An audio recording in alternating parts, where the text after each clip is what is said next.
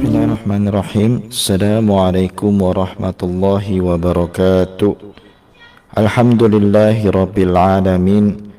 Wassalatu wassalamu ala ashrafil anbiya'i wal mursalin Sayyidina Muhammad wa ala alihi wa sahbihi ajma'in. Alhamdulillah, puja dan puji syukur kepada Allah Subhanahu wa taala yang masih memberikan kita berbagai macam kenikmatan, kesehatan, keislaman, dan juga lapang rezeki di tengah pandemi yang melanda dunia ini. Sesungguhnya itu adalah nikmat yang besar yang Allah karuniakan kepada kita, karena banyak saudara-saudara kita lain yang tidak seberuntung kita, yang harus menjalani masa-masa sakit di rumah sakit disebabkan penyakit-penyakit yang menderita mereka, atau bahkan ada yang dipanggil Allah Subhanahu wa taala disebabkan oleh pandemi ini. Kita berlindung kepada Allah dari segala macam keburukan yang berlaku, dan semoga sisa usia yang Allah berikan kepada kita ini bisa memberi kita wasilah dan jalan menuju surganya. Amin ya rabbal alamin. Baik, sudah ada beberapa pertanyaan yang masuk, jadi kita teruskan lagi sesi yang sudah berjalan ini. Ada 3 pertanyaan yang akan kita bahas pada malam hari ini. Yang pertama adalah dari seorang hamba Allah di Malaysia. Assalamualaikum Ustaz, nak tanya, apakah orang yang dimudahkan oleh Allah untuk menghafal kitabnya, maka dia menginginkannya betul-betul menjadi baik? Bagaimana menurut Ustaz apabila orang dah belajar dan menghafal Al-Quran ini, tapi masih bermaksiat dan melakukan perkara dosa seperti rasuah atau korupsi? Baik, jadi sudah sempat kami singgung bahwa wa awrasnal kitabal ladzina astafaina min ibadina, sesungguhnya kami wariskan Al-Quran itu kepada orang-orang pilihan kami. Ya, kitab itu hanya Allah wariskan kepada pilihan. Maknanya adalah bahwa kehendak siapa yang berhak menghafal, yang berhasil menghafal, itu memang sejatinya adalah pilihan dari Allah Subhanahu wa taala. Ya. Jadi itu adalah pilihan dari Allah Subhanahu wa taala.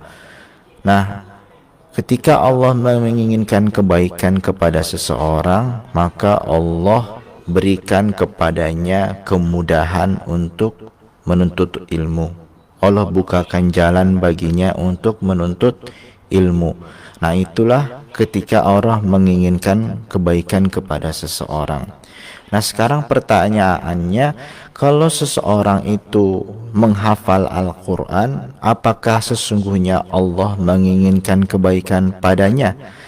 Nah, sebetulnya kalau kita tarik kepada asbab, alasan mengenai kebaikan, sesungguhnya Allah itu menghendaki kebaikan kepada seluruh umatnya.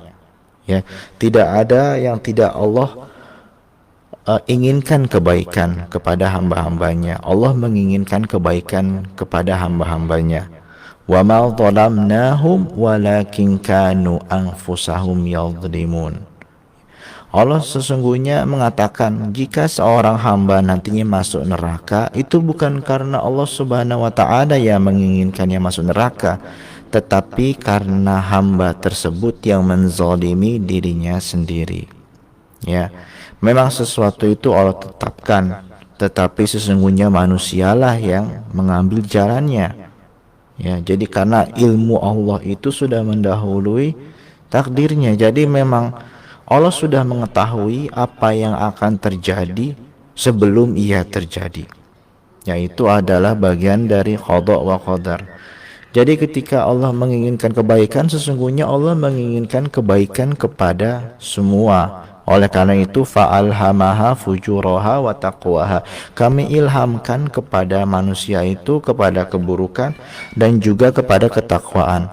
Kalau Allah tidak menghendaki kebaikan, maka Allah tidak akan mengilhamkan kepada ketakwaan. Ya, tapi manusia itu sendiri ya yang akhirnya memilih jalannya. Jadi bukan Allah Subhanahu wa taala yang menjerumuskan seseorang ke dalam neraka. Nah, begitu juga dengan pembaca Al-Qur'an. Ya, memang itu adalah orang yang pilih. Allah memilihkan orang itu dari sekelompok orang. Tetapi apakah lantas orang ini Allah jamin kebaikannya? Tidak. Ya, karena banyak sekali hadis dan juga bahkan ada ayat yang Allah katakan dengan jelas ya dalam ayat ini bahwa seseorang waman a'rada an dzikri fa inna lahu ma'isyatan dhanka. Sesiapa yang lalai dari zikr, ya zikr ini peringatan kami. Az-zikr ini ditafsirkan oleh sebagian ulama tafsir bil ma'sur dengan merujuk kepada surat Al-Hijr, ya dari surat Toha tadi ditafsirkan dengan surat Al-Hijr, yang mana az-zikr itu adalah Al-Quran. Jadi sesiapa yang melalaikan Al-Quran, maka Allah akan memberikannya kehidupan yang sempit. Ya. Wa nahsyuruhu yaumal qiyamati a'ma, dan Allah akan bangkitkan di hari kiamat dalam keadaan buta. Ditafsirkan juga oleh Syekh Al-Imam Al-Maqari Al-Misr, ya Syekh kepalanya, ya ketuanya para qari-qari Mesir, yaitu Dr. Ahmad Isa Al-Ma'sarawi. Berkaitan dengan ayat ini, beliau mengatakan bahwa ini adalah ayat yang khas bagi orang-orang yang menghafal Quran tetapi lalai. Lalai dari apa? Yang pertama, lalai dari mengulang hafalannya sehingga dia akhirnya lupa. Yang kedua, lalai dari menjalankan perintah yang ada di dalam Al-Quran sehingga akhirnya dia menghafal tapi terus melakukan kemaksiatan. Maka Allah akan berikan kesulitan hidup baginya. Ya, dan ia akan dibangkitkan di hari kiamat dalam keadaan buta. Ya, ini betul-betul peringatan yang dahsyat dan yang mengerikan. Pembaca Al-Quran, penghafal Al-Quran itu memiliki derajat yang tinggi jika ia betul-betul istiqomah, jika ia betul-betul menjalankan amanah dan tugasnya sebagai seorang hamalatul Quran, sebagai seorang pembawa Al-Quran. Tetapi jika ia lalai dan ingkar, maka Allah Subhanahu wa taala tidak segan-segan untuk menghukumnya dengan hukuman yang lebih berat lagi. Bahkan yang lebih keras lagi ada dalam hadis. Ya, dalam hadis banyak seruan-seruan, peringatan-peringatan kepada para penghafal Al-Quran tetapi yang ingkar.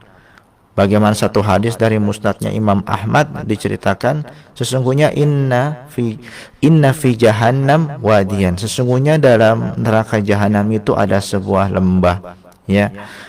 Dan sesungguhnya inna jahannama la tata'awwadzu billahi min syarri dzalikal wadi, sesungguhnya neraka jahanam itu meminta pertolongan kepada Allah, perlindungan dari buruknya kejahatan yang ada di lembah itu. Setiap hari fi kulli yaumin sab'a marrah, setiap hari sebanyak 7 kali. Dan belum selesai, wa fi dzalikal wadi tajubban, sesungguhnya di wadi tadi atau di lembah tadi ada sebuah telaga. Dalam hadis lain telaga ini disebut juga sebagai ajubil hazan, sebagai telaga kesedihan. Sesungguhnya inna jahannam wa dzalikal wadi lata'awadzani billahi min syarri dzalikal jubbi, sesungguhnya neraka jahanam dan juga lembah ini kedua-duanya meminta perlindungan kepada Allah dari buruknya kejahatan yang ada di telaga itu, ya. Wa fi dzalikal wadi, sesungguhnya wa fi dzalikal jubbi, di dalam telaga itu lahayatan, ada ular, Ya. Sesungguhnya neraka jahanam, inna jahannam wal wadi wa dzalikal jubbi. Ya, ketiga-tiganya tadi ya ta'awwadzuna billah. Mereka semua meminta pertolongan kepada Allah min syarri tilkal hayyah, dari buruknya kejahatan yang ada pada ular itu. Ular ini apa sebetulnya? A'addallahu ta'ala, Allah subhanahu wa ta'ala menyiapkan ular ini lil ashqiya, bagi orang-orang yang jahat, min hamalatil Quran, orang-orang jahat dari orang-orang penghafal Al-Quran, alladzina ya'sunallaha bih, yaitu yang mereka bermaksiat kepada Allah dengannya. Jadi Allah sudah siapkan hukuman yang betul-betul jahat gitu ya, yang betul-betul keras bagi orang-orang yang menghafal Al-Quran, yang memiliki gelar hamalatul Quran. Itu adalah gelar yang tinggi ya, orang yang mahir di bidang Al-Quran, hafal Al-Quran, mahir qiraat, tapi kerjanya adalah maksiat kepada Allah subhanahu wa ta'ala. Maka sudah disiapkan ular di dasar neraka jahanam, di sebuah telaga yang dalam, yang akan menghancurkannya. Ya, naudzubillahi min dzalik. Nah, jadi itu jawabannya ya. Jadi jika ada seorang yang menghafal Al-Quran tapi terus melakukan keburukan dan kemaksiatan, maka siap-siaplah, Allah subhanahu wa ta'ala sudah menyiapkan hukuman ya. Oleh karena itu sesungguhnya, tapi jangan sampai kita takut ya. Bukan berarti sesungguhnya ini menakut-nakuti kita, tidak. Tetapi sesungguhnya ini menjadi semangat. Karena sesungguhnya orang yang menghafal Al-Quran itu dekat dengan kebaikan. Sehingga dalam proses menghafal itu ada juga proses yang namanya murojaah atau mengulang. Nah, murojaah ini keberhasilannya ditentukan dengan apakah kita ini selama proses murojaah ini banyak melakukan kemaksiatan atau tidak. Karena saya rasa kisahnya sudah masyhur ya, bagaimana Al-Imam Asy-Syafi'i mengeluhkan buruknya hafalannya dengan gurunya Al-Imam Al-Waqi. Ya, dan sampai ada syair Arab yang hadir dari sebuah kisah itu. Nah, sesungguhnya hafalan Quran itu akan berpengaruh, akan berkurang kekuatannya seiring dengan jumlah maksiat yang kita lakukan. Maka untuk menjaga hafalan, seseorang qori itu harus menjauhkan diri dari maksiat. Maksiat ini berbagai macam jenis, termasuk dosa-dosa kecil dan dosa-dosa besar. Ya.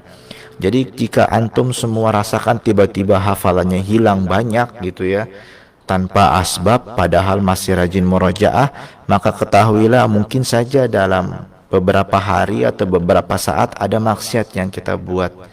Walaupun dia sedikit, tapi kesannya bisa banyak kepada hafalan kita. Dan ini dialami oleh semua penghafal Al-Quran yang sedang dalam proses memungkinkan atau menghaluskan hafalannya. Ya, jadi hati-hati. Jadi bagi yang mau menghafal Al-Quran, jauh-jauhkanlah pikiran melakukan maksiat. Tidak ada waktu, karena bisa jadi usaha yang antum lakukan untuk menghafal itu akan sia-sia, karena dia akan hilang sebagaimana unta yang tidak diikat pada pohon.